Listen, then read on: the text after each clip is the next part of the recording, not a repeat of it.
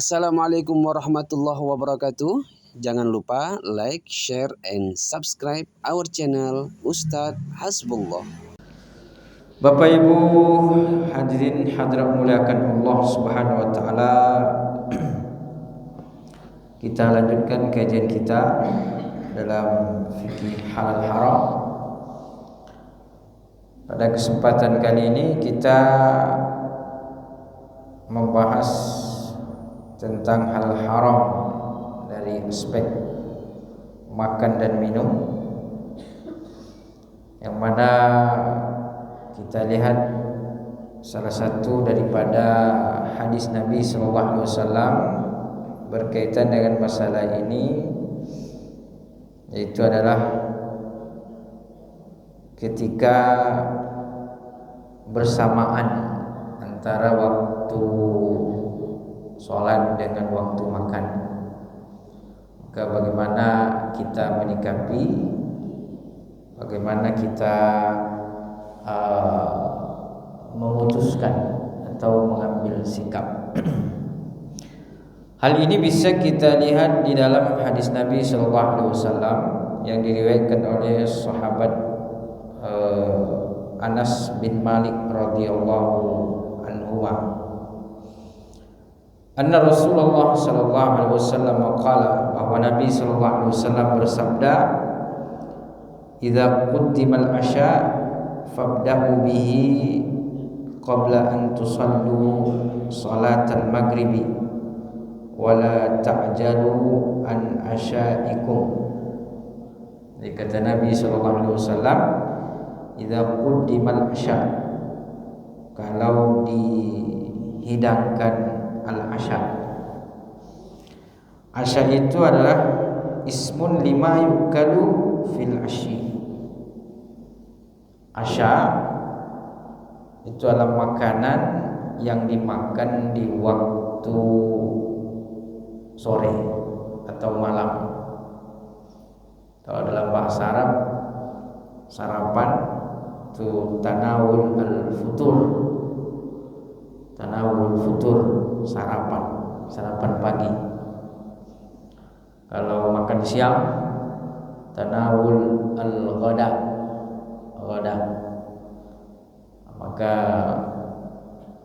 waktu siang disebut dengan tanawul al-ghada. Kalau makan malam disebut dengan al-asya. Jadi dia ada namanya masing-masing.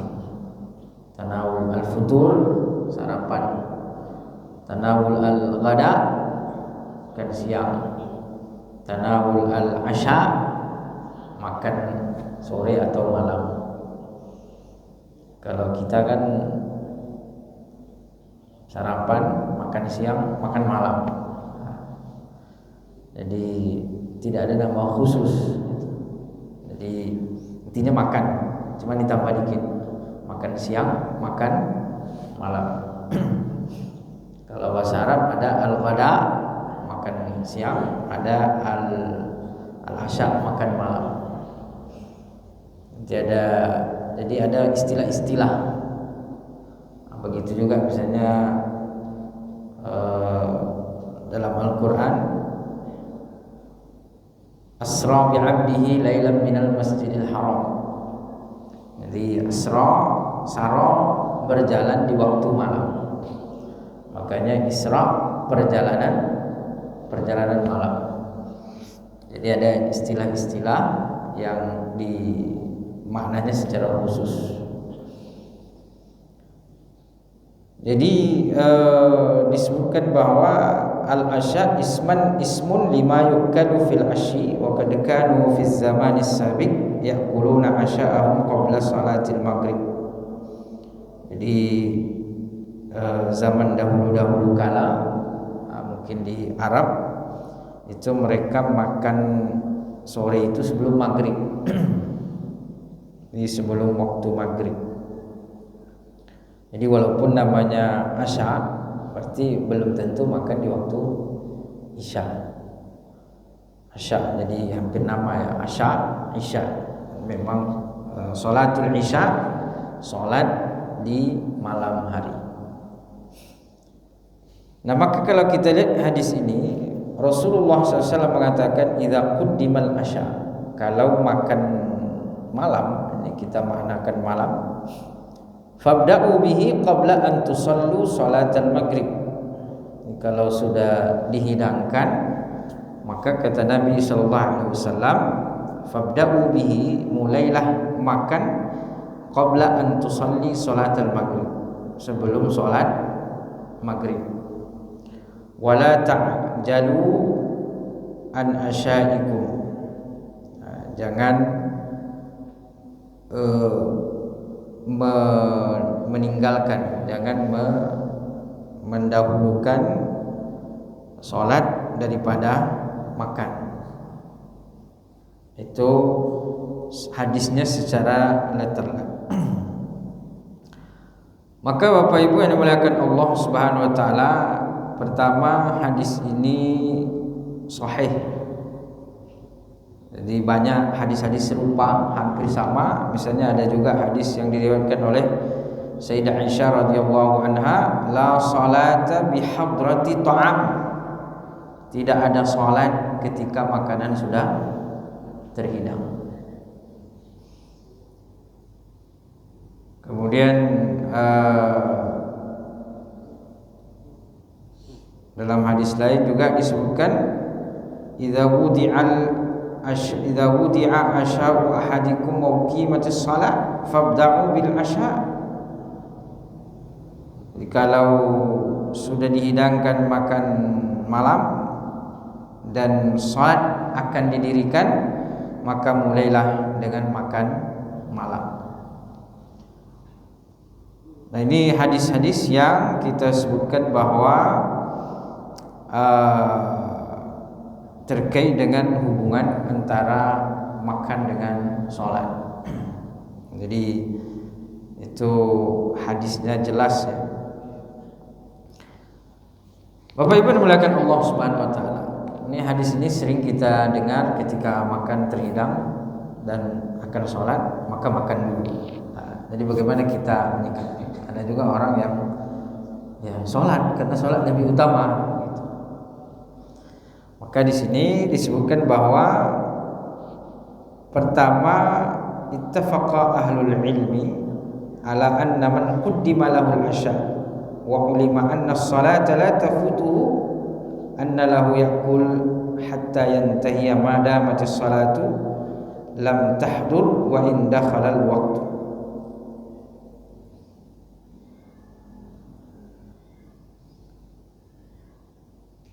Pertama, bahwa para ahli ilmu itu sepakat bahwa ketika makanan sudah terhidang dan diketahui bahwa dengan dia makan terlebih dahulu, sholat tidak kelewatan. Jadi dia makan tapi sholatnya tidak kelewatan waktunya. Misalnya maghrib atau isya, misalnya kalau isya panjang, intinya misalnya maghrib dari jam 6 sampai jam 7 misalnya. Nah, maka dihidangkan makan malam, sholat dihidangkan jam 6, bisa dia makan 20 menit sehingga jam 6.20 bisa selesai dari makan, habis itu sholat. Maka di sini sepakat para ulama bahwa dia lahu ayyakula hatta yantahi ma damatis salatu lam tahdur wa in dakhala al-waqtu. Nah, jadi dia boleh makan terlebih dahulu. Kalau makan sudah terhidang, kemudian waktu sholat masuk, maka di situ kalau dia makan terlebih dahulu dan waktu sholat tidak habis, maka di situ dia boleh boleh makan. Itu penjelasan para ulama. Bahkan dalam sebuah riwayat disebutkan walaupun jamaah lewat, walaupun dia ketinggalan berjamaah. Sahabat disebutkan bahwa mereka makan mendengarkan imam membaca ayat. Jadi ada riwayat seperti itu. Nah, jadi itu pertama. Yang kedua, ala anna ittafaqa ahlul ilmi ala anna as-salat tasihhu liman shalla wa taraka al-asya walau kanat nafsuhu tatawaqqa ilaihi. Yang kedua, bagi mereka yang ingin mendahulukan sholat boleh juga, silahkan, tidak ada masalah, bahwa sholatnya sah gitu. Sholatnya sah liman sholli anna sholata tasihhu liman shalla wa tarakal asya. Jadi bahwa sholatnya sah gitu. Makan sudah terhidang, terdengar azan, dia mau sholat dulu, sholatnya sah, tidak ada masalah. Jadi baik dia mendahulukan makan atau mendahulukan sholat, kedua-duanya adalah boleh. Dan sholatnya disepakati bahwa sholatnya adalah sholat yang diterima, sah. Nah, bagaimana dengan hadis tadi? La sholat bi hadrati ta'amin. Tidak ada sholat ketika makanan sudah terhidang. Nah, ini kan agak repot. Tidak ada sholat ketika makanan sudah terhidang. La sholata bi hadrati ta'amin. Tidak ada sholat. Kalau kita maknakan bahwa tidak sah sholat ketika makanan sudah terhidang, maka nanti maknanya ketika makanan sudah terhidang kemudian dia pergi sholat, maka sholatnya tidak sah. Maka disinilah pentingnya kita melihat hadis itu dari penjelasan ulama gitu. Jadi jangan sesuka kita. Karena kalau kita lihat hadisnya la sholata bi hadrati ta'am. Tidak ada sholat ketika makanan sudah terhidang. Ini kalau dimaknakan letterlet, tidak ada berarti tidak sah. Karena kalau tidak ada dianggap tidak sah. Nah, tapi kalau kita lihat daripada hadis-hadis lain dijelaskan oleh para ulama bahwa Nabi itu pernah sedang makan, kemudian datang waktu sholat, beliau kemudian mencuci tangan, meninggalkan makan, lalu kemudian pergi sholat. Sudah mulai itu, jadi sedang makan, sholat, beliau meninggalkan makan, pergi sholat. Nah, berarti bagaimana kita sinergikan atau menghubungkan hadis tentang tidak ada makan tidak ada sholat ketika makan terhidang dengan Nabi sholat ketika sedang makan? Bagaimana kita menyikapinya gitu? Nah, maka ulama menghubungkan bahwa maknanya berarti tidak ada sholat ketika makan sedang terhidang ketika dia sedang betul-betul berhajat terhadap makanan itu. Ketika dia sedang kelaparan misalnya, sehingga ketika dia pergi sholat dalam kondisi lapar dan dia teringat dengan makanan di atas meja, maka itu kemungkinan besar sholatnya akan mikir makan. Kemungkinan besar. Maka kemudian orang mengatakan lebih baik makan mikir sholat daripada sholat mikir makan. Ya, kenapa dia bisa sholat mikir makan? Ya tadi, karena mungkin dalam kondisi sangat lapar, kemudian makanan sudah terhidang, lalu kemudian dia pergi sholat. Nah, maka di sini kata para ulama, dalam kondisi itu, kalau makan sudah terhidang, dia dalam keadaan sangat lapar, berhajat terhadap makanan itu, maka sebaiknya utamanya dia dahulukan makan. Ini tujuannya untuk apa? Hatta la yastaghila fi salatihi bi ta'amin, agar dia tidak sibuk dengan pikirannya dengan makan ketika dia sedang sholat. Karena yang kita dituntut dalam sholat itu diantaranya adalah khusyuk. Nah, maka apa yang membuat kita khusyuk dalam sholat itu yang kita ambil. Qad aflahal mu'minun, beruntung orang-orang beriman. Siapa orang-orang beriman yang beruntung? Alladzina hum fi salatihim khashi'un. Mereka itu adalah orang-orang yang khusyuk di dalam sholatnya. Dan khusyuk di dalam sholat itu tidak mudah, susah. Mudah-mudahan kita semua bisa menjalankan sholat yang khusyuk. Nah, termasuk diantaranya untuk khusyuk ini adalah muqaddimah sholat, sebelum kita sholat. Nah, maka diantaranya adalah terkait hubungannya dengan makanan tadi. Nah, maka kalau sekiranya dia memikirkan daripada makan ketika sholat, maka sebaiknya dahulukan makan. Nah, di sini kemudian berikutnya ada perbedaan ulama bahwa ketika makan sudah terhidang dan sholat sudah didirikan, sholat berjamaah, maka di sini pertama ayyuqaddima aklahu hatta yafragha min jami'i nahmatihi wa in fatatul jamaah. Ini tadi kita sebutkan bahwa sebagian ulama mengatakan kalau makan sudah terhidang, datang waktu sholat, boleh dia mendahulukan makan, walaupun di sini disebutkan wa in fatatul jamaah, walaupun sholat berjamaah lewat. Nah, jadi itu pendapat pertama. Kemudian ada lagi yang mengatakan bahwa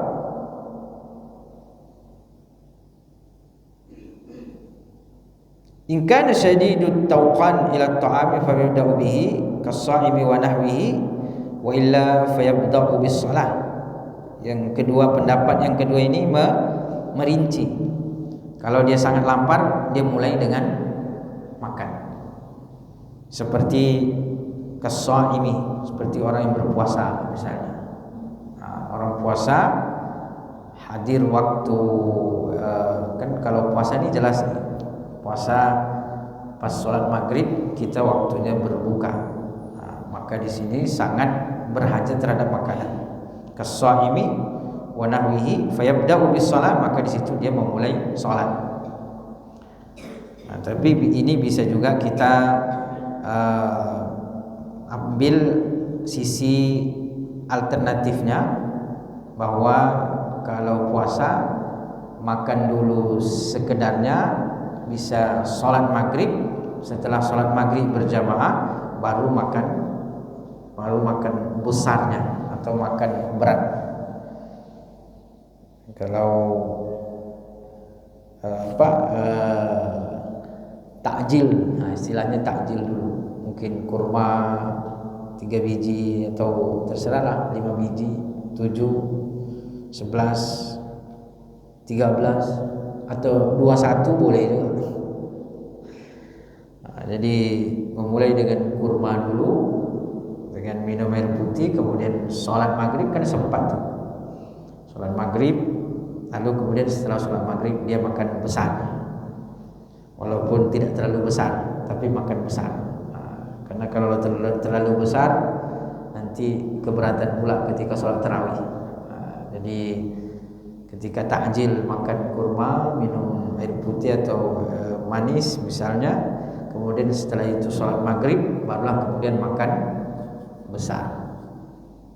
Namun demikian jangan pula terlalu besar, karena keberatan nanti membawanya ketika sholat isya atau tarawih. Namanya juga makan berat. Kalau terlalu berat nanti keberatan. Jadi keberatan di dalam melaksanakan ibadah. Nah, jadi ini dibedakan. Adapun kalau dia tidak terlalu berhajat terhadap makanan,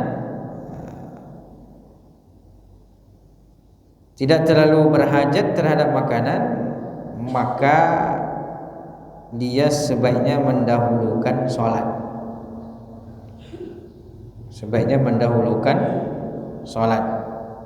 Jadi kalau dia tidak terlalu berhajat makan-makan biasa misalnya, makan sebenarnya tidak terlalu lapar, kemudian datang waktu sholat berjamaah, kemudian dihidangkan makan, dia belum terlalu berhajat terhadap makanan itu, maka dia mendahulukan sholat. Jadi sholat dulu baru kemudian makan. Dan itu dalam kondisi di mana kita tidak terlalu berhajat terhadap makanan, kadang-kadang mendahulukan sholat itu lebih nyaman. Lebih nyaman karena ketika kita sudah sholat makan lebih santai. Tapi kalau belum sholat makannya tidak santai. Jadi kalau tidak terlalu berhajat terhadap makanan, maka sebaiknya sholat berjamaah didahulukan.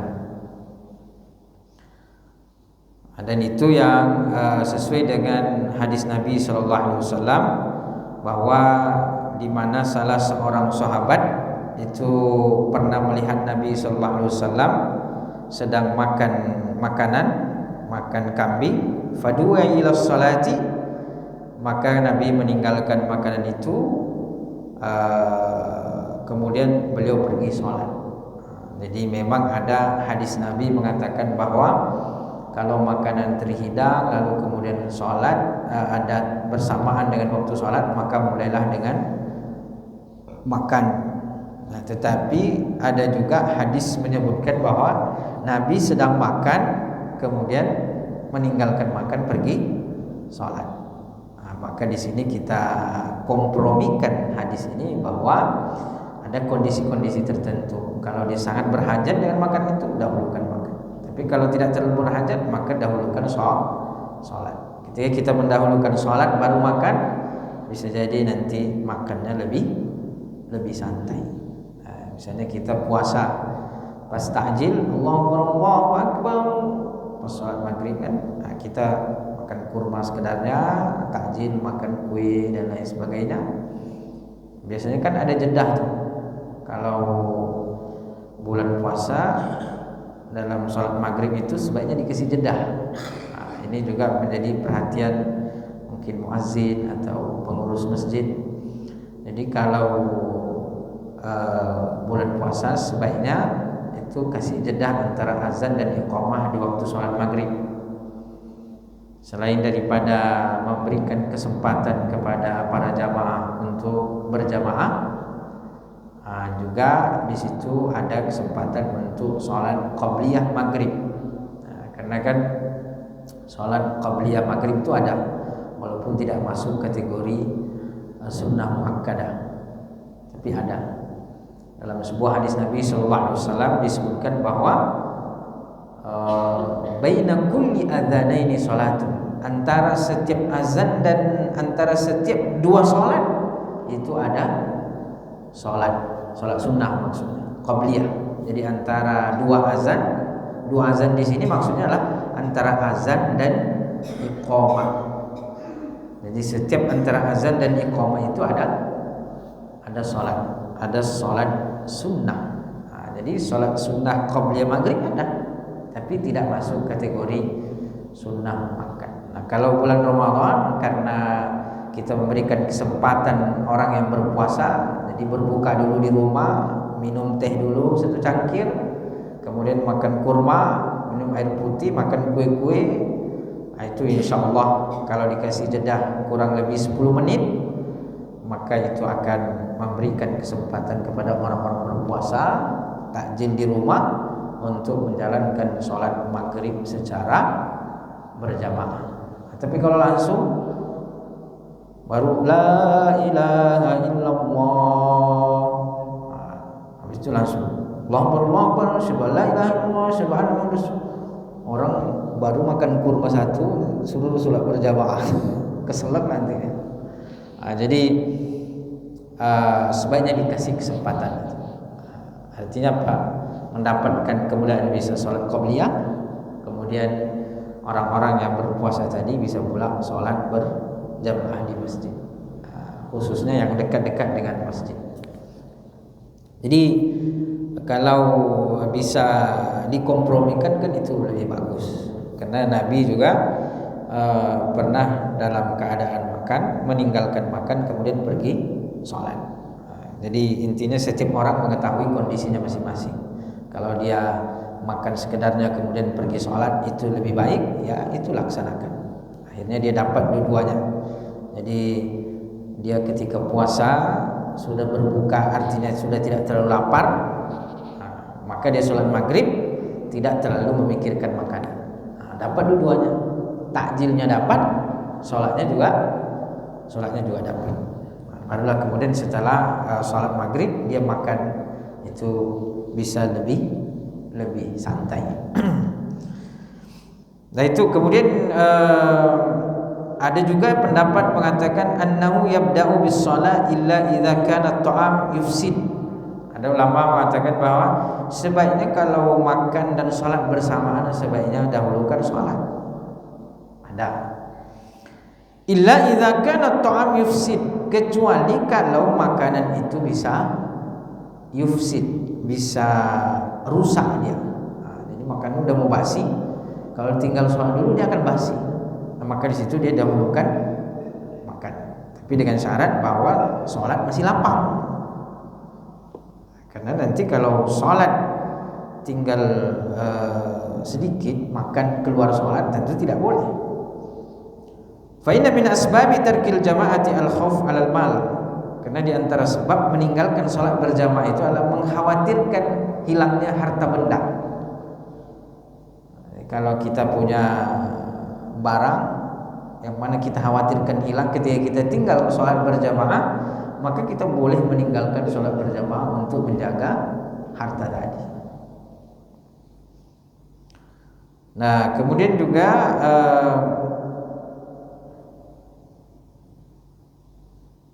ada juga pendapat mengatakan in akala fa innahu yaktafi bima akala wa yadhhabu lis-shalah. Jadi dia makan sedikit sekedarnya habis itu pergi sholat. Seperti kita tadi sebutkan bahwa kalau puasa ya takjil, baru kemudian pergi sholat maghrib, baru kemudian dia makan yang besar.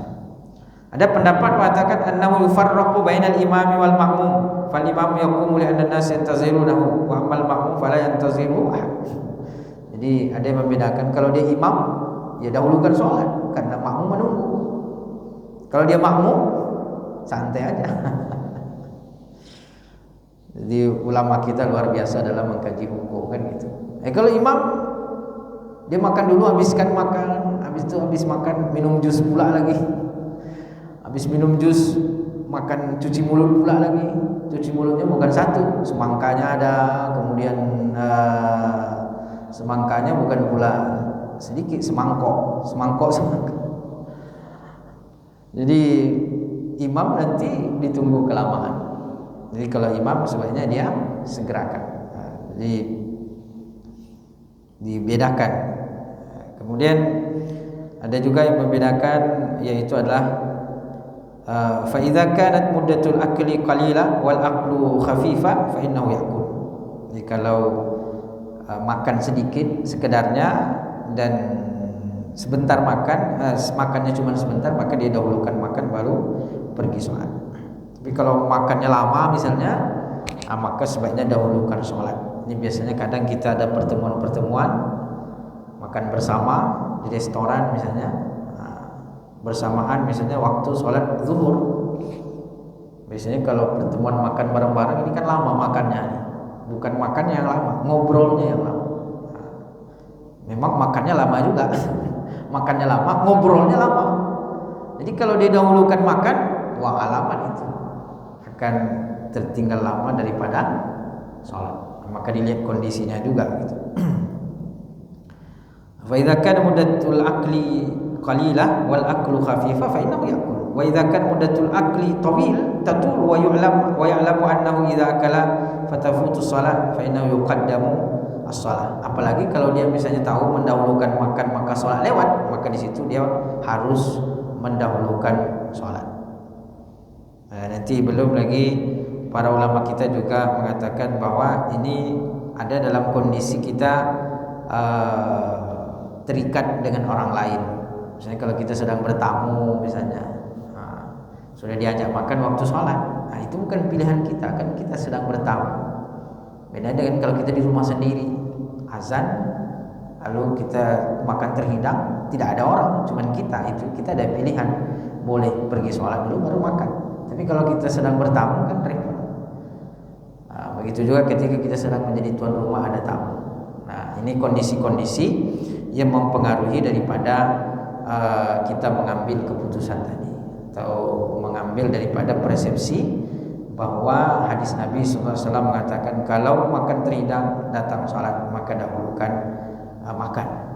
Maka di sini juga ada hadis Nabi yang lain yang mengatakan bahwa Nabi sedang makan, beliau tinggalkan makan untuk pergi salat. Dan ini artinya bahwa setiap kita mengetahui kondisi dan keadaan kita masing-masing. Kalau mendahulukan sholat dia bisa lebih khusyuk makan, itu silahkan. Kalau dia mendahulukan makan bisa lebih khusyuk dalam sholat, yaitu lebih bagus, bisa juga. Nah itu terkait dengan hadis ini, karena hadis ini sudah populer dan kadang-kadang salah digunakan atau digunakan secara umum. Maka kita mendudukkan perkaranya sehingga kemudian bisa kita mengambil sikap atau mengetahui hukum-hukum terkait dengan masalah ini. Ala kulli hal, bahwa ya boleh-boleh saja ketika makan sudah terhidang kita dahulukan makan baru sholat berjamaah, atau dalam kondisi tertentu kalau tidak terlalu berhajat sholat berjamaah dulu lalu kemudian makan agar bisa lebih santai. Wallahu ta'ala a'lam. Itu yang pertama. Memang urusan makan-makan ini sangat penting karena kita seringkali makan-makan. Jadi kita ini banyak makan-makan. Masjid Rahmat pun menyambut Ramadan mau makan-makan juga.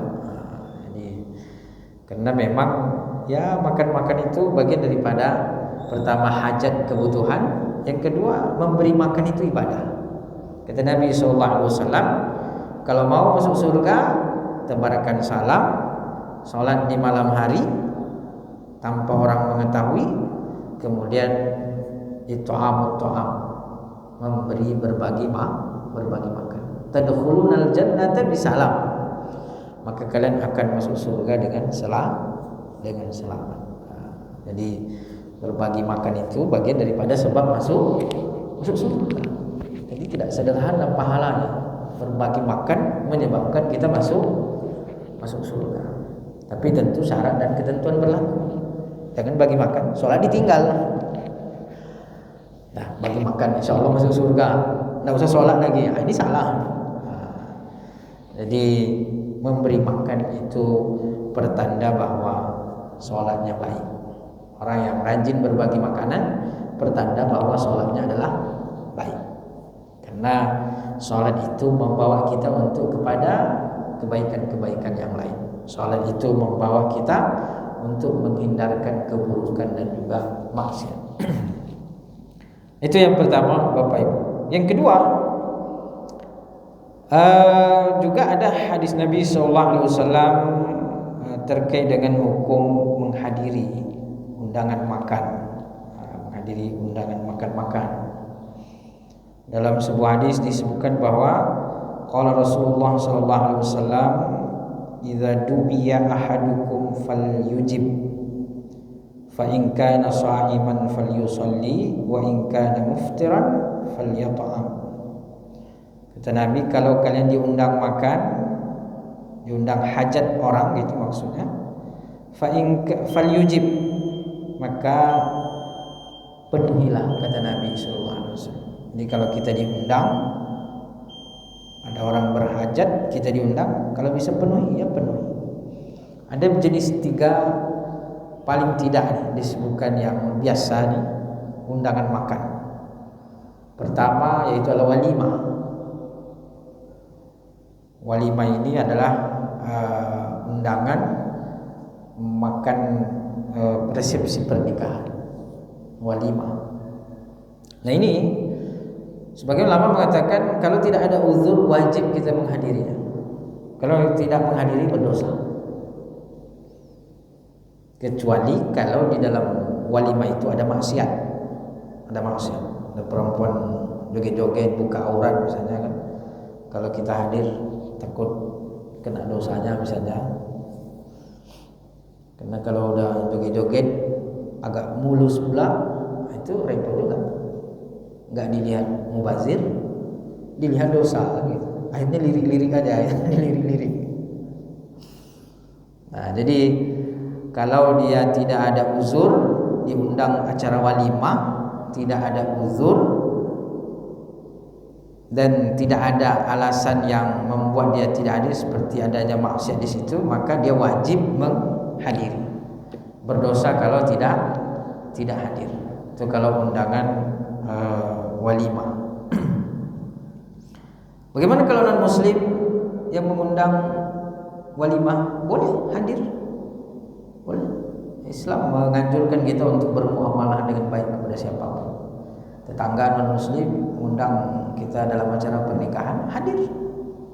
Makan silahkan, makanlah makanan yang kira-kira meyakinkan bahwa makanan itu halal bagi kita, gitu. Nah, jadi boleh makan makanan orang non muslim selagi kita yakin bahwa makanan itu adalah makanan yang halal. Nah, jadi boleh menghadiri undangan tetangga, keluarga atau jiran yang non muslim, itu boleh, bahkan dianjurkan sebagai bentuk muamalah.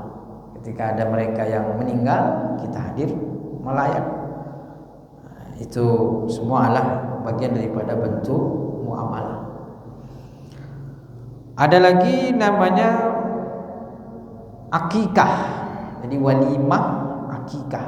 Nah, kalau akikah ini adalah makanan untuk bayi yang baru lahir. Makanan untuk bayi yang baru lahir, akikah. Undangan akikah tidak wajib dipenuhi, tapi sunnah. Nah, maka menghadiri undangan akikah itu sunnah.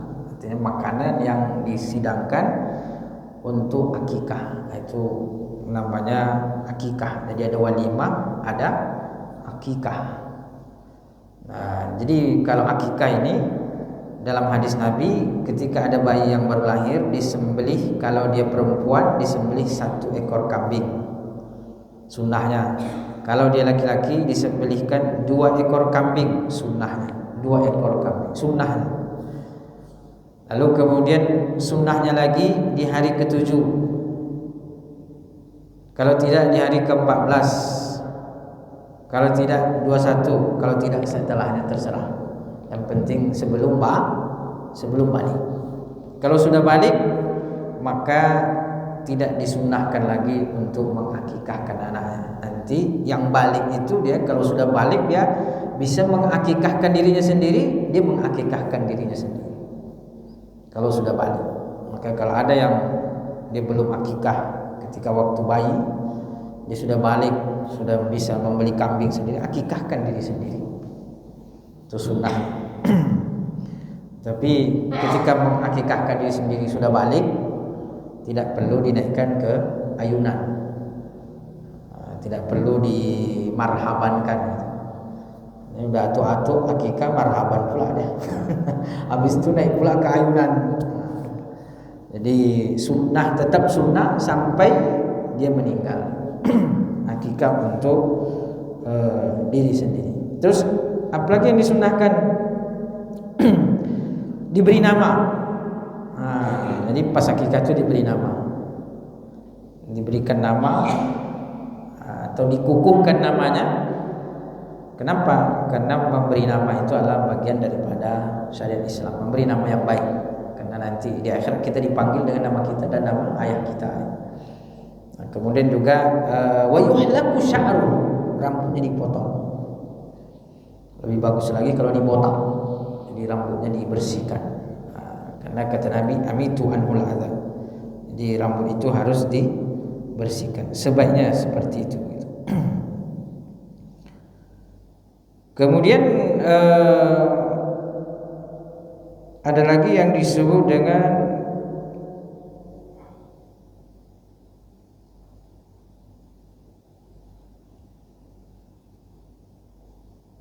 ta'amul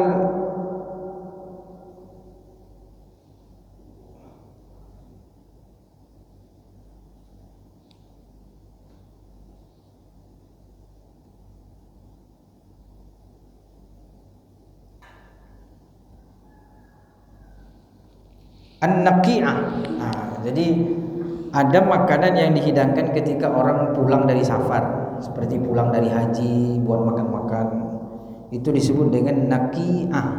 Jadi ada walimah, ada akikah, ada naqi'ah. Jadi boleh orang pulang haji, pulang safar buat makan-makan.